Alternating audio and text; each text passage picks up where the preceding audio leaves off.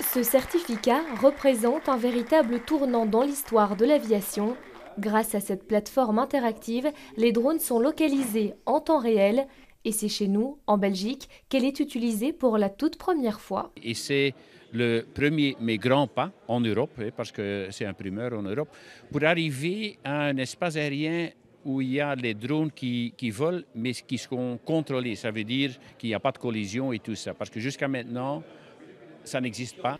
Pourtant, les drones sont de plus en plus nombreux et font désormais partie intégrante du trafic aérien. En 2024, Skies a accordé 16 381 autorisations de vol, c'est 6% de plus que l'année précédente et autant de risques supplémentaires de collision.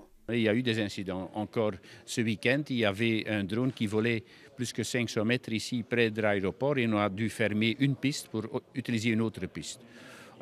Quelques jours avant, il y avait un drone à 10 km de hauteur. Ça veut dire qu'il y a de plus en plus d'incidents. Les collisions peuvent avoir lieu entre des drones commerciaux ou privés, mais aussi avec des avions.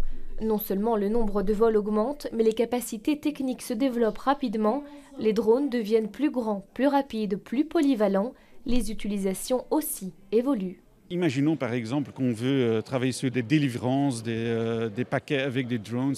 Alors, on a besoin de vraiment des infos qui sont correctes, qui sont sécurisées, qui sont sûres. On a besoin d'une collaboration entre les différents acteurs dans cette industrie. Le port d'Anvers et la mer du Nord seront les premières zones à utiliser le logiciel fin d'année. Bruxelles devrait suivre.